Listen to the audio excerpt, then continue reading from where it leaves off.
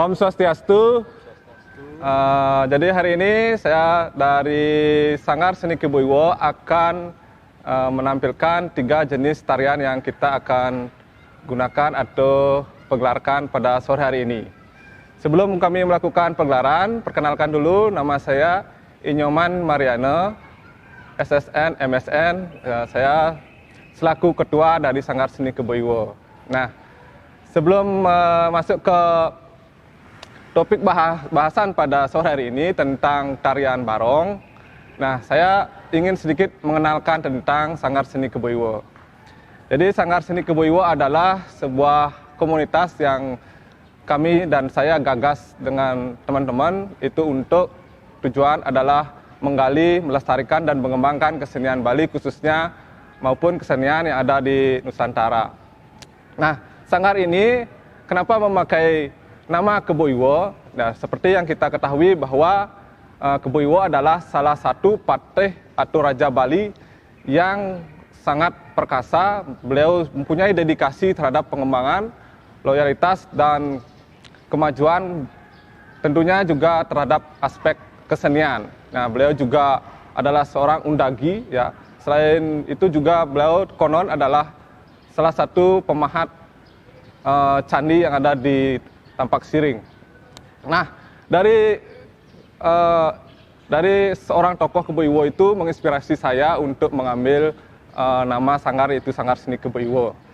Jadi tujuannya untuk ke depan bagaimana niat dan kebesaran jiwa beliau bisa kami adopsi ke dalam bagaimana menerapkan kesenian untuk masa depan, untuk anak kita, untuk generasi ke depan. Yaitu singkat. Jadi sanggar ini sudah berumur 10 tahun. Jadi tepatnya kami berdiri tanggal 21 Juni tahun 2010.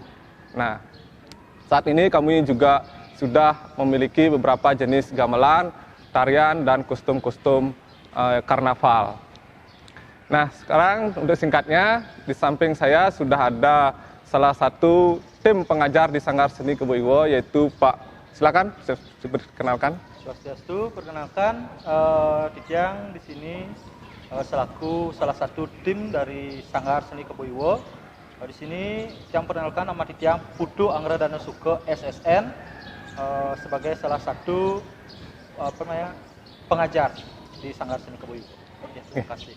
Ya, jadi beliau cukup juga malang melintang di dunia seni, ya, di kesenian. Nah, saat ini saya bersama beliau akan sedikit mengulas tentang tari barong.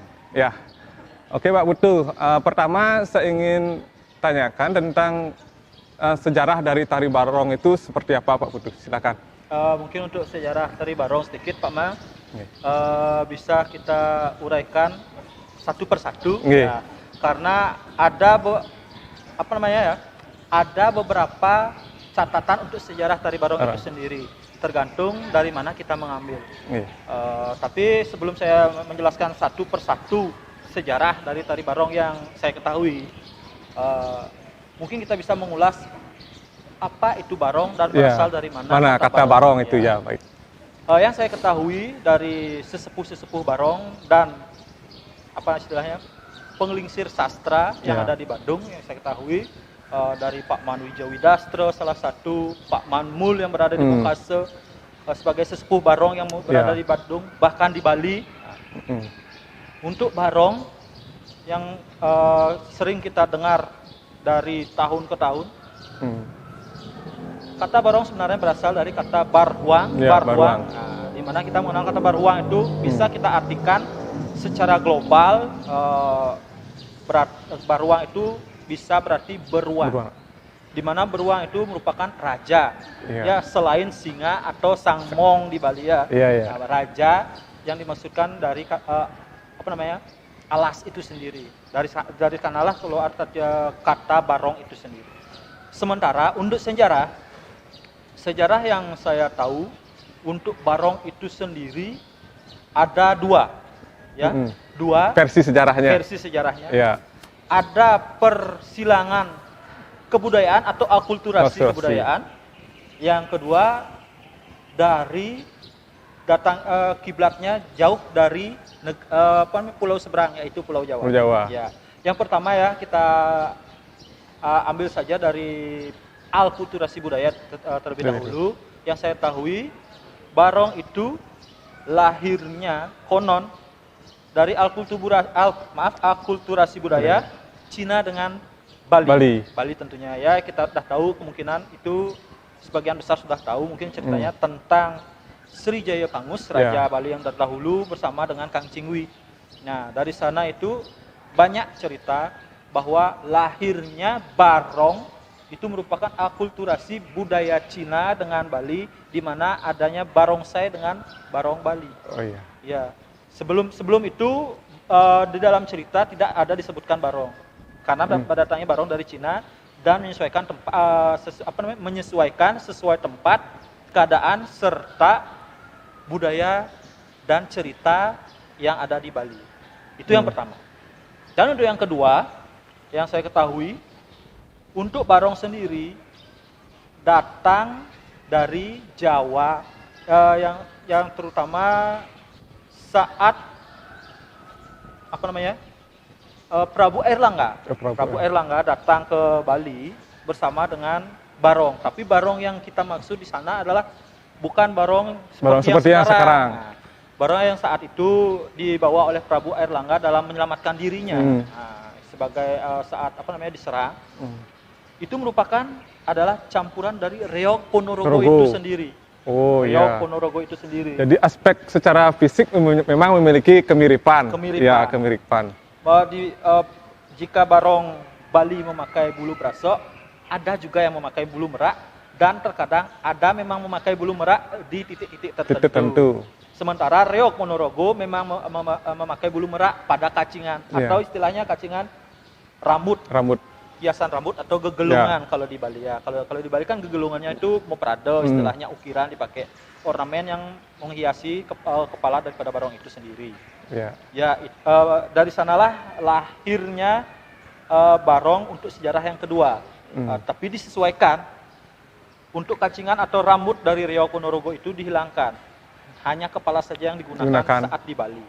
Dan untuk tubuhnya menyesuaikan dengan adat tradisi yang ada di Bali. Ya. Kadang-kadang kita menggunakan, ada yang menggunakan rambutnya berupa dari serat halus pohon praksok. Ya, tumbuhan praksok. Ya, pohon praksok. Ada yang menggunakan ijuk atau duk.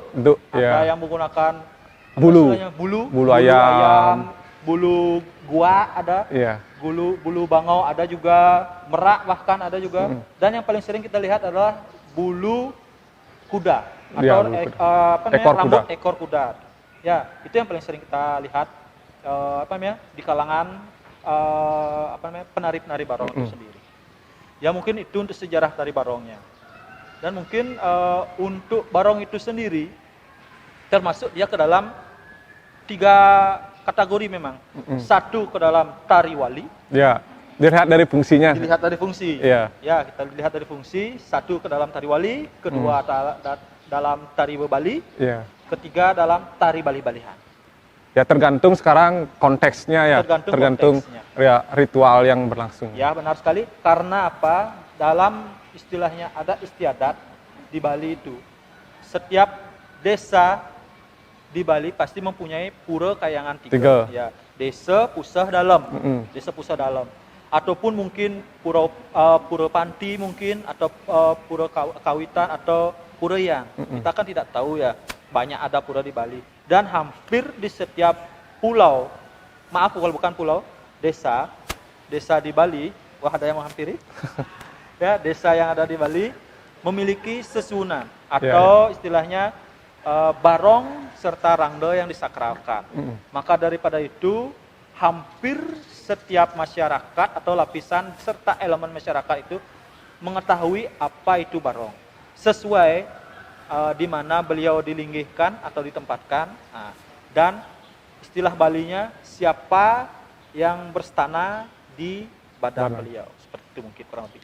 Oke, tadi sudah disinggung tentang sejarah. Jadi ada 2 versi sejarah yang kita pakai acuan untuk keberadaan tari barong. Yang pertama itu dari alkulturasi budaya, yang kedua adalah difusi budaya, jadi adanya perpindahan suatu kebudayaan dan menyebar dalam suatu daerah tertentu. Nah itu. Jadi kita secara fisik memang dari yang disebutkan oleh Pak Putu Anggro itu bahwa dari penyebarannya terdahulu dan apa yang kita bisa nikmati tari barong sekarang adalah itu sebuah kreativitas dari orang-orang Bali, tentunya memang sangat luar biasa, apalagi dan kreativitas seniman memang selalu ingin berkembang dan berkreativitas menunjukkan sesuatu yang baru. Nah itu. Nah itu dari sejarah sudah dan dari fungsi juga sudah disinggung.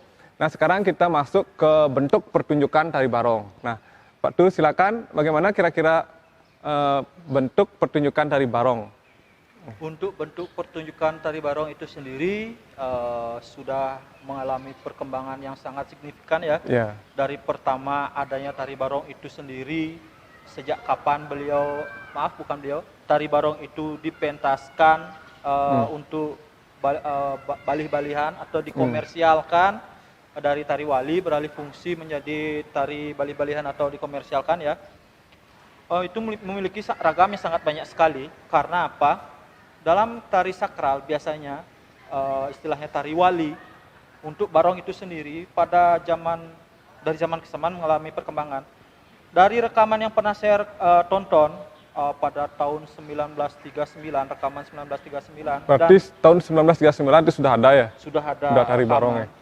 Oh, jauh sebelum itu sudah ada ya. Karena soalnya zaman air langga masuk ke Bali aja kita sudah tahu tahun berapa Masehi ya. Itu udah ada perkembangannya.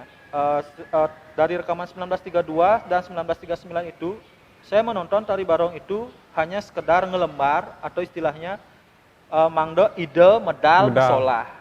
Setelah adanya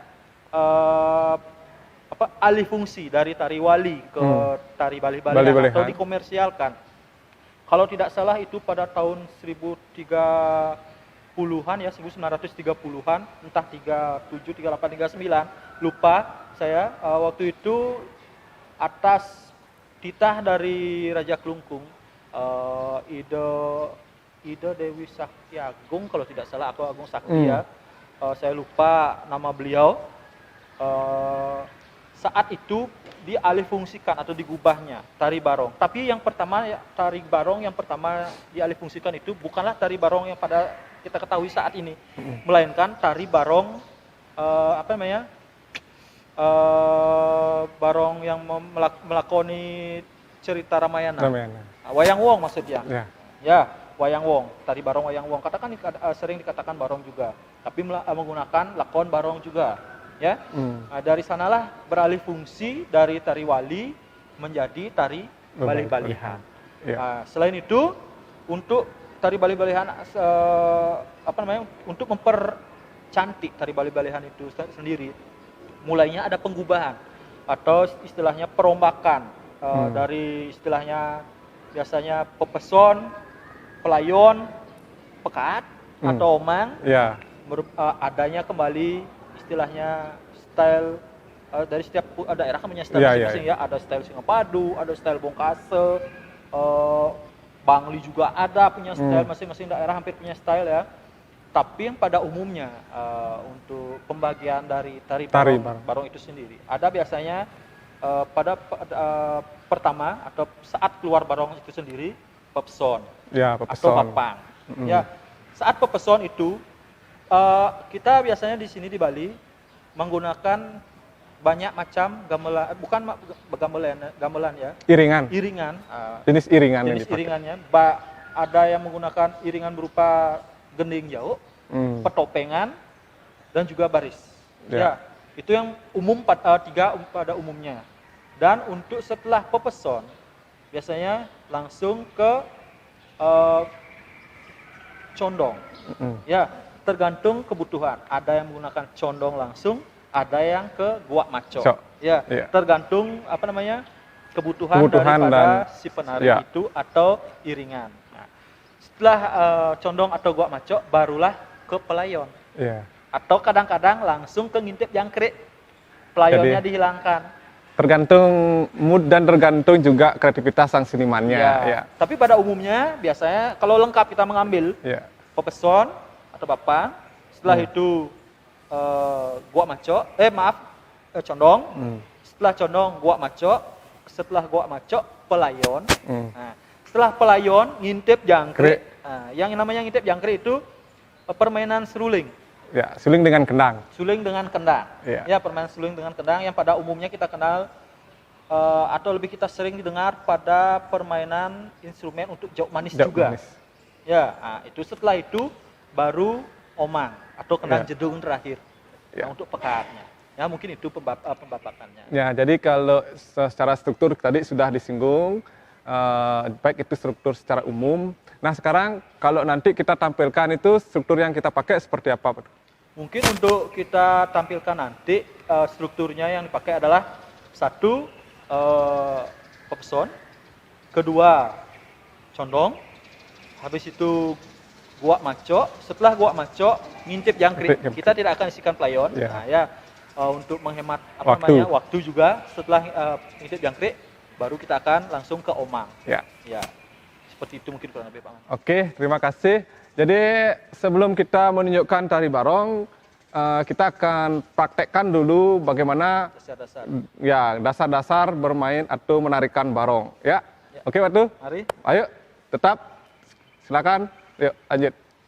Oke, jadi kita akan kembali di sini sebelum menampilkan bagaimana tari barong sebenarnya dalam sebuah pertunjukan.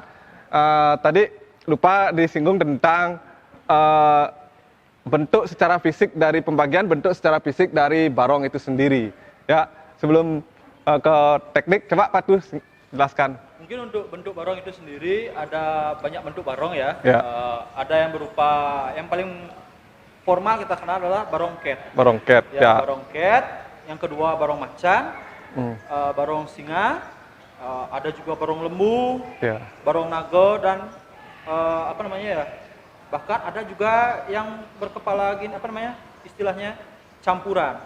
Ya, campuran yang saya kenal itu barongket itu sendiri dijelaskan oleh seniman sastra yang mengetahui silsilah barongket itu sendiri, bahwa barongket itu terdiri dari sebenarnya 3 binatang. Oh, 3 binatang. Ya, 3 binatang. 1 singa, kedua macan, dan ketiga lembu. Ya. Yang digabungkan menjadi satu. Makanya kita tidak bisa menafsirkan barongket itu apa. Ya. Kalau barong macan itu kita bisa menafsirkan sendiri karena dari bentuknya sudah macan. Barong singa bisa bentuknya seperti memang singa. Barong lembu, memang kita lihat seperti lembu atau sapi kan seperti itu modelnya. Barong naga yang kepalanya seperti naga dan badannya agak panjang. Tapi barongket itu diri dari sastra sastra diperkenalkan memang merupakan campuran dari 3 binatang, yaitu kerbau, macan dengan singa. Ya. Oke. Kita tidak sabaran untuk melihat bahwa bagaimana cara memainkan tapel. Ya, yang pertama itu adalah bagaimana menghidupkan tapel dalam tari barong. Oke, Pak Tuh, silakan. Secara teknik. Untuk dasar-dasar tari barong sendiri ya, kita bisa mempelajari pertama dari bagaimana kita memainkan tapel itu sendiri atau pererai. Ya, pererai. Kalau dalam barong yang disakralkan pererai. Yang dikomersialkan atau untuk balih-balihan itu merupakan tapel. Ya. Nah, untuk pertama kali barong kita bagaimana cara memegang tapel itu sendiri. Ya. Mungkin sebelum waktu nyimbar masih di atas. Ya, untuk sang praga bisa dipraktekkan. Nah, mungkin bisa menghadap ke samping. Ya, biar dilihat oleh teman-teman yang ingin belajar tari barong, boleh caranya ya dari memegang tapel barong sendiri. Ya. Jadi tangannya seperti ini masuk ke lubang sini untuk yang kanan, dan untuk yang kiri memegang di atas bagian sekar taji dan lubang. Karena di bagian sekar taji pasti ada kadang-kadang tanduk atau les kayu atau bambu. Yang dipasang untuk memegang sekar taji ini sendiri. Itulah fungsi dari sekar taji, tanduk, dan lubang yang berada di barong. Ini merupakan teknik dasar untuk memegang tapel itu sendiri pada posisi atas. Ibu jarinya masuk ke dalam lubang ya. Oke.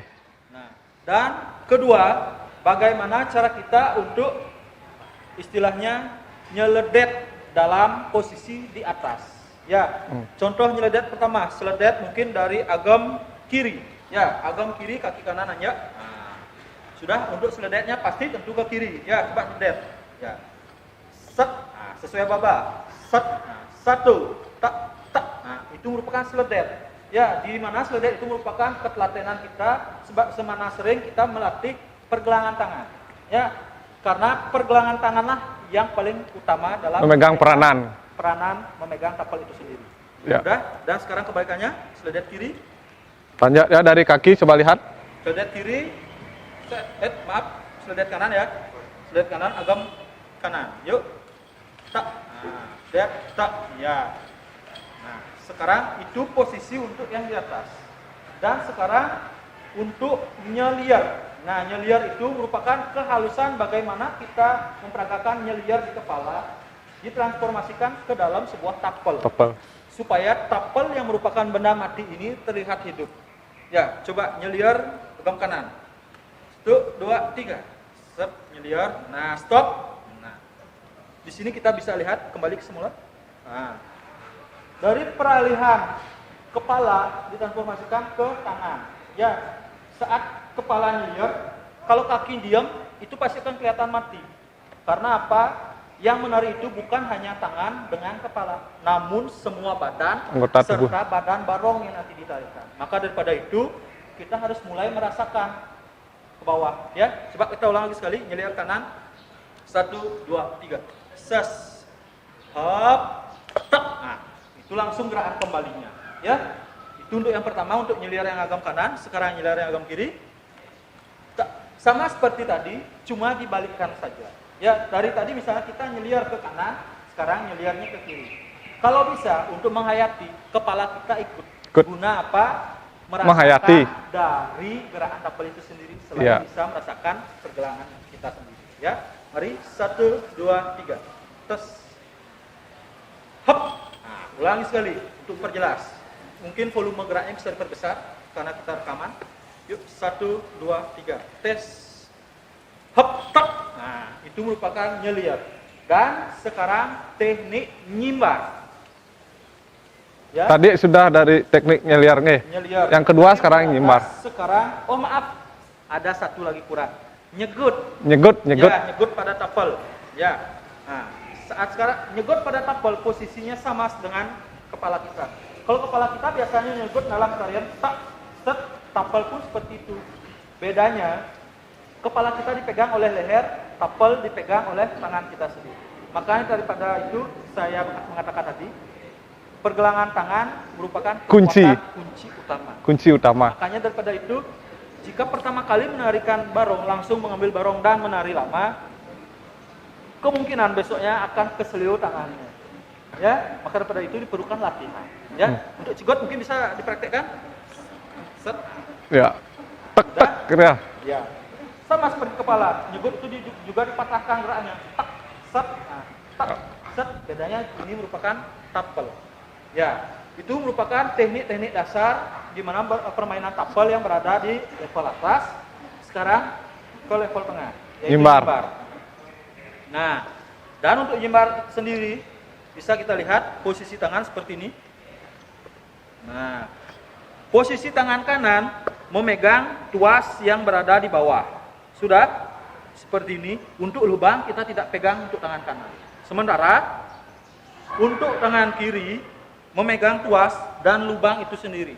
Ya, di mana tangan kanan akan dijepit oleh rahang atas barong itu sendiri. Ya, nantinya. Kenapa berfungsi seperti itu? Untuk menahan ruas gigi barong atau mulut barong tidak terbuka terlalu lebar. Karena jika terbuka terlalu lebar, coba buka lebar. Nah, dalam keadaan posisi tapel atau peraih barong di bawah, gigi atau mulut barong terbuka secara lebar, itu akan terlihat kurang berwibawa dan terlihat lucu. Jadi mengurangi unsur estetikanya, keindahannya. Kita melihat juga unsur estetika yang dipertunjukkan. Ya, maka daripada itu, begitulah versi cara memegang tapel barong dalam posisi nyimbar. Ya, untuk posisi nyimbar ini akan jauh lebih berat. Karena apa? Bukan karena tapal barong. Lain daripada itu, badan barong akan jatuh Condong ke depan. Ya, badan akan jatuh ke depan diikuti dengan tekanan gelungan. Akan tetapi posisi badan kita bisa lebih tegak. Karena apa? Kita tidak perlu terlalu ngadep. Karena posisi barong atau kaki kita sudah ditutupi oleh barong itu sendiri. Dan mungkin kita bisa lihat nanti dalam pertunjukan, ya. Dan untuk seledet itu sendiri sama seperti seledet pada umumnya, namun posisinya di atas atau di depan perut. Ya, coba mungkin bisa diperhatikan untuk nyimbar seledetnya. Tak bisa lebih kuat ya, karena tekanannya kembali sekarang udah ada pada badan barong itu sendiri. Tapi leher kita yang menyangga ke berat badan itu sendiri. Ya, dan untuk nyelir juga sama seperti tadi. Coba bisa diperhatikan. Set, set, itu nyelir kanan. Sekarang nyelir kiri. Set, dikeraskan dikit karena terput. Set, ya, itu sama seperti pakem dasar pada posisi barong di atas. Dan sekarang karena sudah terlatih untuk di posisi atas dan bawah dari tapal itu sendiri, sekarang kita beralih ke kaki, karena kaki adalah sebagai penunjang pertama tari barong itu sendiri. Penumpu. Ya, penunjang, penumpu. Selain penumpu berat badan, penumpu berat barong, dan penumpu apa namanya istilahnya kegesitan. Kalau penari barong istilahnya Balinya lempe. Ya. Apa istilahnya Bali? Lemet. Lemot atau kurang bertenaga, itu Ya. akan kelihatan barongnya seperti seekor binatang baru bangun kelihatan hidup, ya. Rakyat royot istilahnya kalau Balinya. Ya. Maka daripada itu istilahnya biar sigap seperti raja hutan, karena di sini kita menceritakan seorang raja hutan, ya. Mungkin kita bisa dipraktekkan mungkin. Nah, untuk ini adalah tanjak agam kanan. Ya, di mana tanjak agam kanan barong itu kaki kanan memang harus full nampak, tidak ada istilahnya ini. Nah, bukan kanan. Nah, tidak ada istilahnya terangkat seperti ini. Karena apa? Ini bisa membuat kita keseleo atau tidak seimbang. Ya, maka pada itu harus numpuk full. Karena apa? Beban barong itu akan sangat menekan badan kita. Ya, ini untuk agam kanan. Ya. Sekarang agam kiri. Nah, ini agam kiri barongnya. Sudah. Itu merupakan agam kanan dan agam kiri dari barong. Sekarang posisi agam kanan ngad barong berbeda dengan posisi agam ngad tari tanpa badan barong, ya. Coba ngad. Nah, posisi badan barong itu akan agak lebih condong ke depan. Karena apa? Ini saat nyimbar agak condong ke depan. Ya, jika terlalu condong bahaya, terlalu jejak bahaya. Istilahnya terlalu tegak lurus. Karena kalau terlalu tegak lurus akan tertarik. Ya. Ya, akan tertarik dan jidat pun luka. Jika terlalu condong, badan itu akan ditarik oleh mahkota barong, berat mahkota barong itu sendiri. Dan barong pun akan istilah Balinya nyelongsor atau akan jatuh. Ya. Nah, kalau bisa posisi badan tetap seperti ini. Nah, posisi tangan dibuka. Nah, kenapa posisi tangan dibuka? Ini sebagai penopang dari badan barong itu sendiri. Ya, dan sekaligus untuk membuka dari kampet dara. Ya, kampet dara itu sendiri merupakan hiasan yang berada di samping kanan dan kiri. Barong itu sendiri yang seperti sayap. Karena bentuknya seperti sayap, maka itulah disebut kampet dara.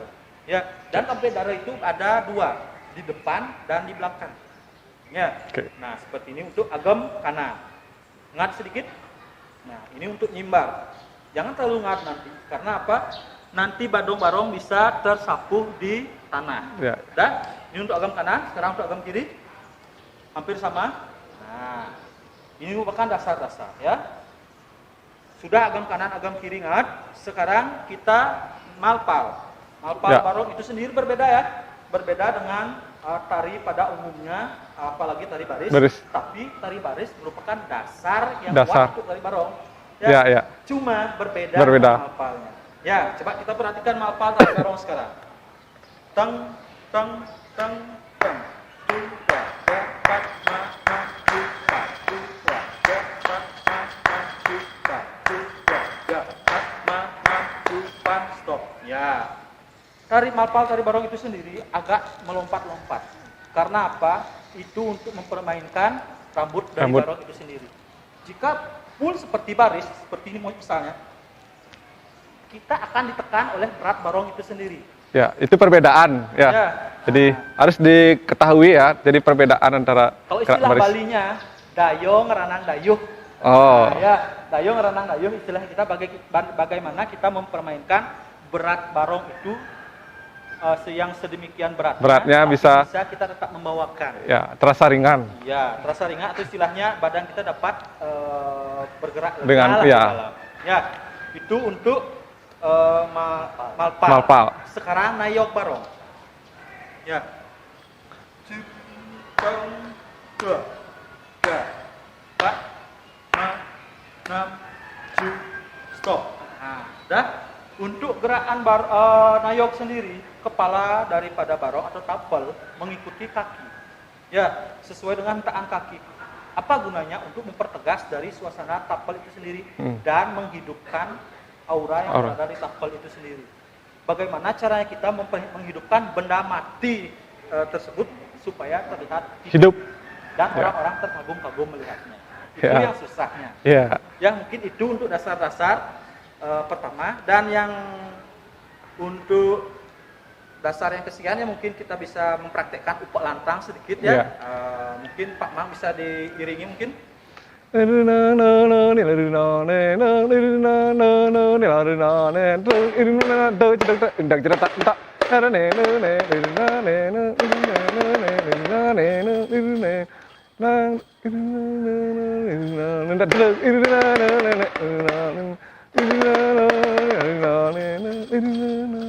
Depak.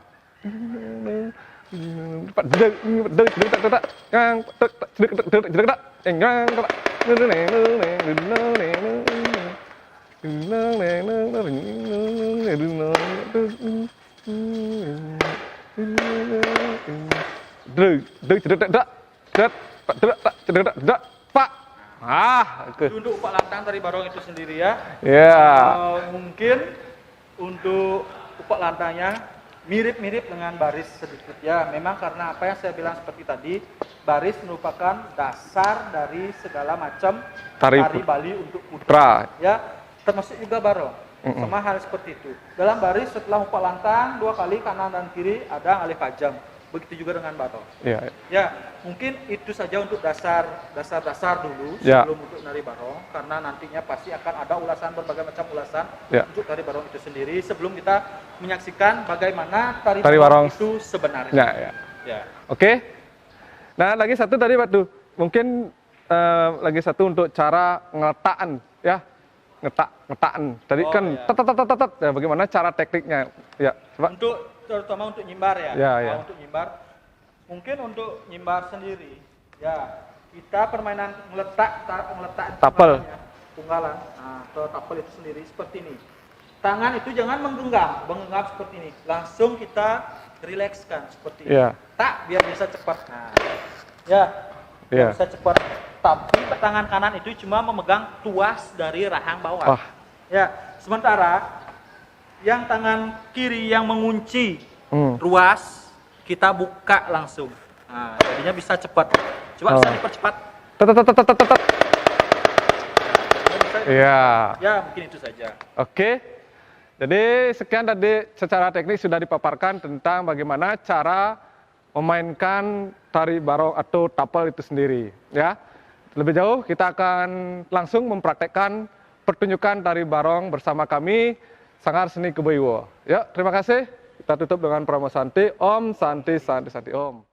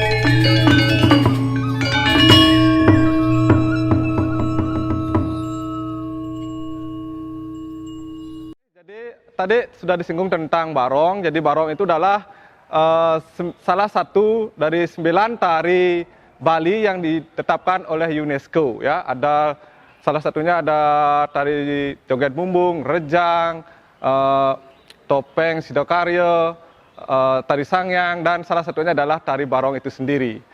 Dan berdasarkan dari genre tari Bali itu dibedakan menjadi 3, ada tari wali, tari bebali, dan tari balih-balihan.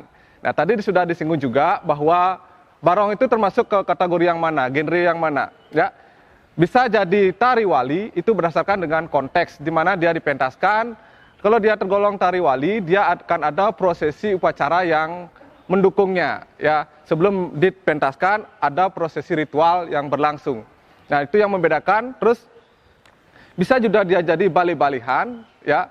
Itu adalah sebuah seni yang digunakan untuk pertunjukan komersil yang kita bisa lihat di beberapa stage-stage barong. Nah, itu dia tergolong ke balih-balihan, sebuah bentuk pertunjukan yang terlepas dari konsep wali tersebut. Nah, artinya dia digunakan atau dibuat sebuah bentuk yang sama, tetapi tidak didukung oleh ritual. Ritus artinya tidak dibalut dalam sebuah ritus. Nah, itu yang membedakan mana yang disebut dengan wali dan mana yang disebut dengan balih-balihan. Jadi itu. Nah, yang kita tampilkan sekarang adalah bagaimana tari barong dalam sebuah pertunjukan yang bisa juga nanti digunakan dalam media pembelajaran. Ya, terima kasih.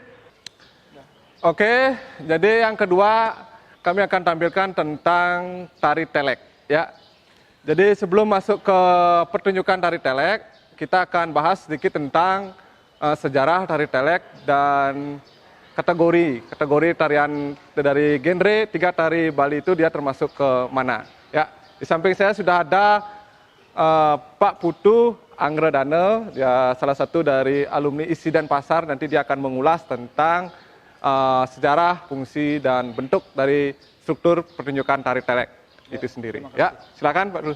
Ya, terima kasih atas waktunya. Om Swastiastu. Om Swastiastu. Untuk di sini saya akan menjelaskan tentang tari telek itu sendiri ya.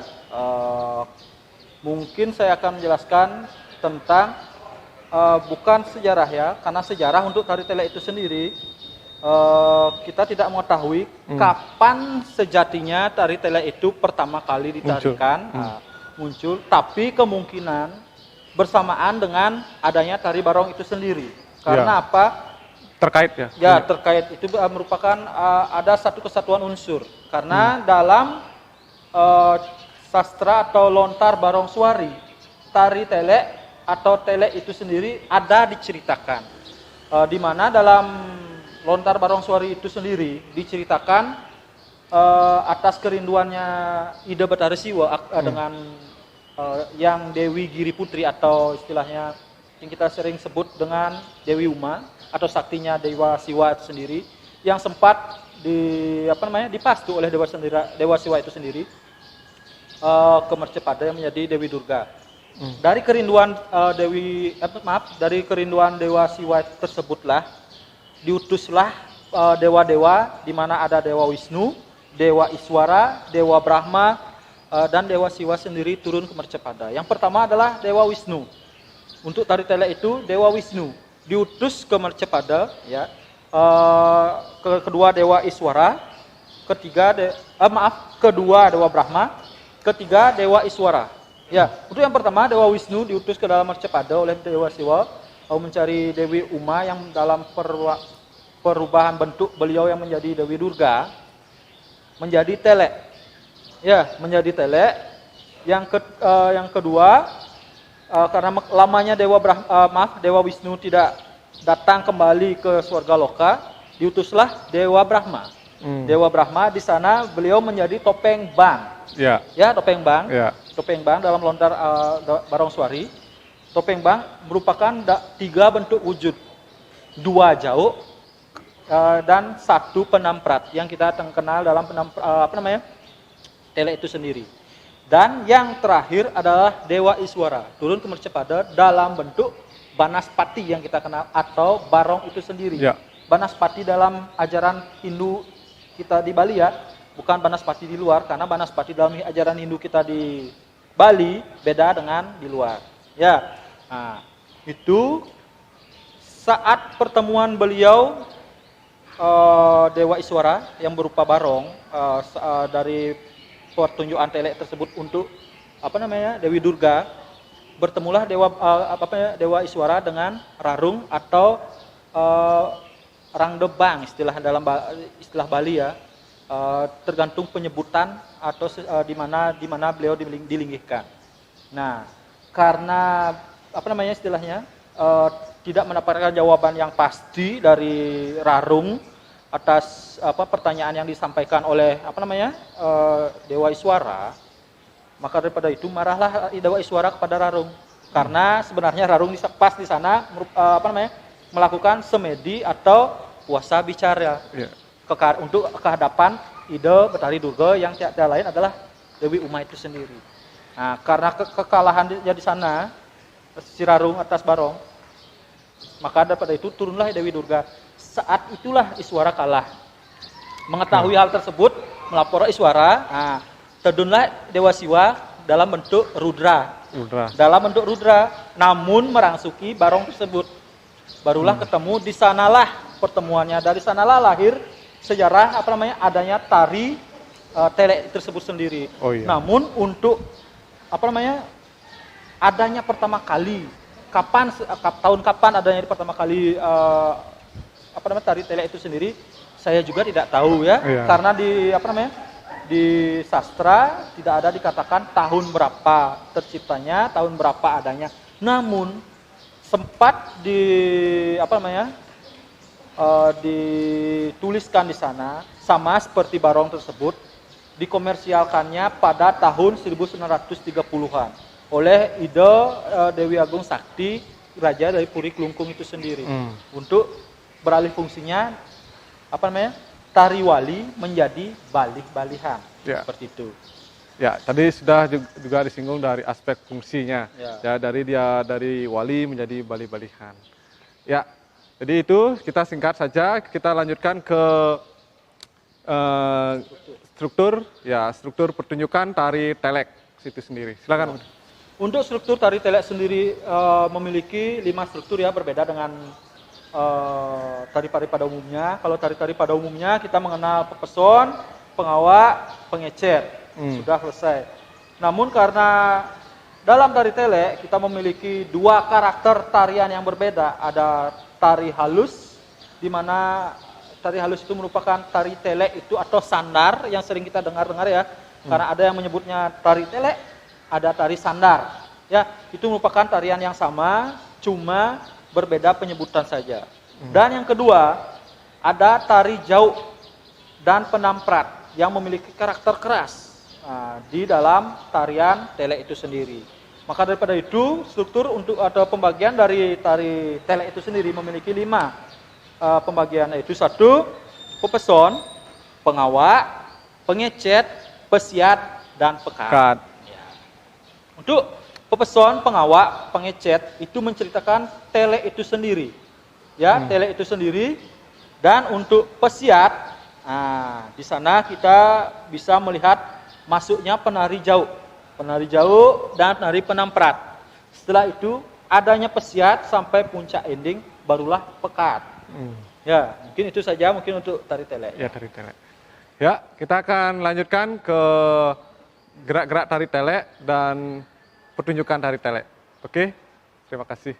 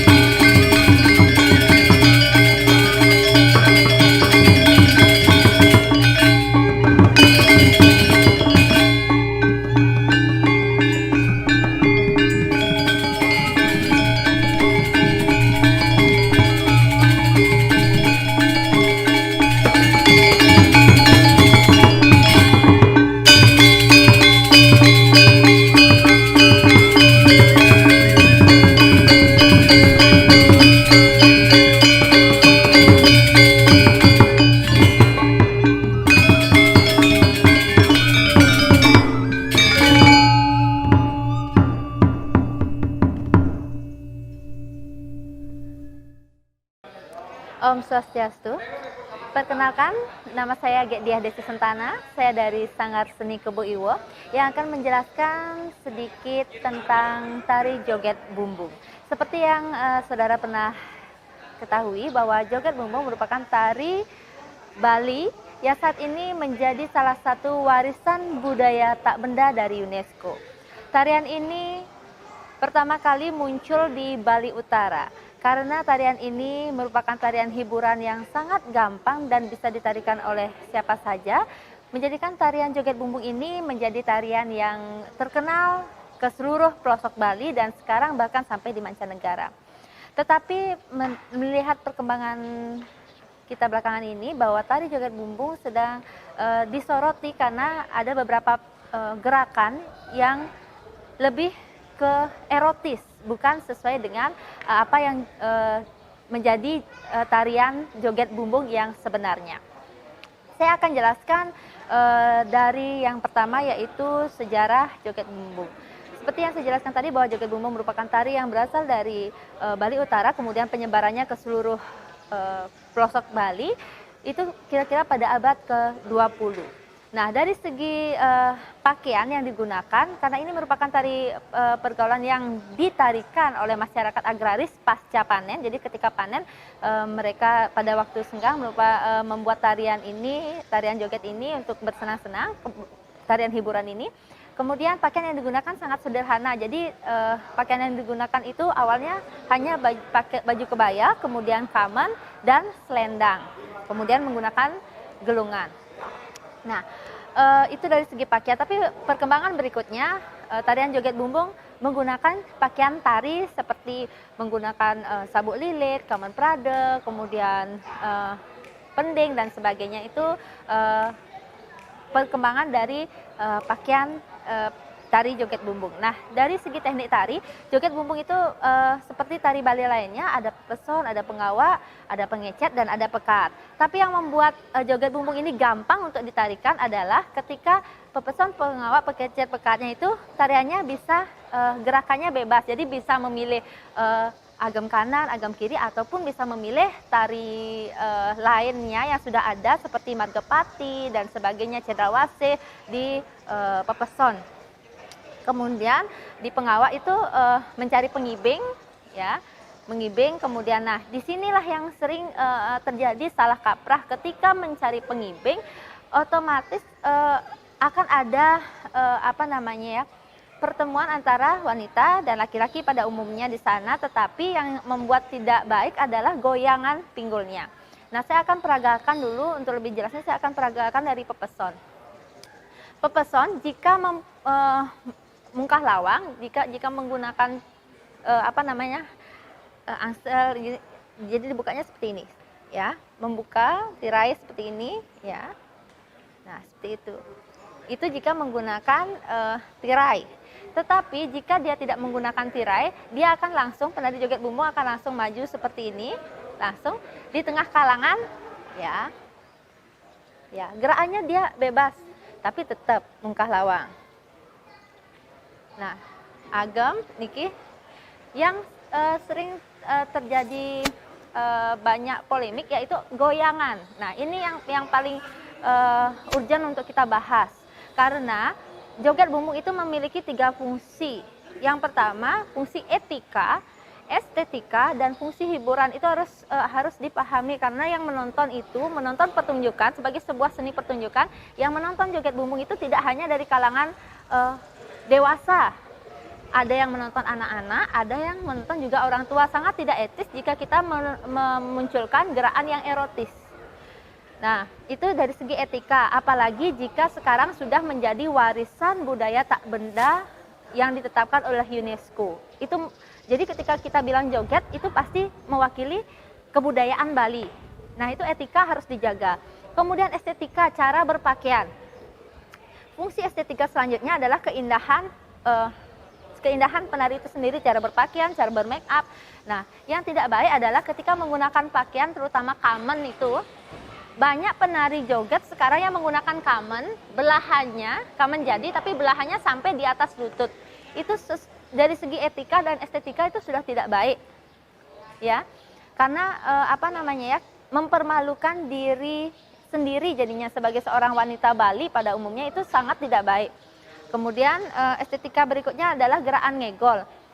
Saya pernah mengikuti perlombaan joget bumbung di tingkat provinsi. Di sana Dewan Pembina pada saat itu kalau tidak salah Prof. Dibio pernah menyampaikan bahwa nari itu ngegol, bukan hal yang lain dilakukan. Ngegol itu adalah gerakan pinggul ke kanan dan ke kiri. Ingat, bukan ke depan, ke belakang, apalagi memutar. Itu sangat salah. Dalam joget bumbung itu ngegol ke kanan, ke kiri. Jadi ngegol itu banyak bisa divariasikan. Ya, ngegol yang standar. Ini ngegol standar. Ke kanan, ke kiri, ke kanan, ke kiri. Semua gerakan tari Bali akan ada ngegol seperti ini, kanan, kiri. Nah, kemudian jika di joget bumbung itu bisa didouble egolannya. 1, 2, 3, 4. Nah, berikutnya yang ketiga, joget bumbung bisa divariasikan egolannya ya dengan mengkreasikan pilesnya kita. Jadi saya hadap ke belakang sedikit ya. Nah, ini pilesnya, ini bisa dikreasikan seperti ini. Ketika kita megang kepet ya. Nah, ini bisa dikreasikan seperti ini. Jadi buat gerakannya itu bawah atas atau double. Nah, tetap bisa dia bergerak goyang, tapi tetap kanan kiri pakemnya tetap ada, egolannya tetap ada, bukan ke depan ke belakang, bukan memutar. Itu tolong dipahami karena kita akan membawa nama baik kita sebagai penari Bali. Yang berikutnya adalah fungsi hiburan. Ketika melihat joget itu sebagai fungsi hiburan, tujuannya kita adalah menghibur, ya, menghibur penonton, menghibur teman-teman dan sebagainya. Nah, ketika ada yang menonton anak-anak dan kita menampilkan goyangan erotis, itu yang sangat salah, karena goyangan erotis itu tidak pada tempatnya. Ingat sekali lagi bahwa joget bumbung adalah warisan budaya Bali yang harus kita lestarikan. Nah, berikutnya ketika ketemu pengibing, ya. Tolong jangan pengibingnya itu malahan kita yang mengambil, dalam artian pinggangnya diambil, itu sangat salah, itu tidak baik. Yang harus kita jaga adalah ketika pengibing mendekat, itulah fungsi dari kipas ini sebagai properti. Ini bukan cuma properti biar cantik, tidak, ini juga bisa untuk nangkis. Ketika ada pengibing mendekat, langsung tangkis seperti ini. Ya, ketika kenalan kan kita tari pergaulan. Joget itu tari pergaulan. Ketika berkenalan pertama nikah, ya, juga boleh menjaga jarak seperti ini, memasang selendang, gelongan, ya, agak diturunkan. Itu properti ini gunakanlah untuk menjaga diri dari hal-hal yang tidak kita inginkan, tidak baik. Jadi tolong hargai diri kita sendiri sebagai seorang penari Bali.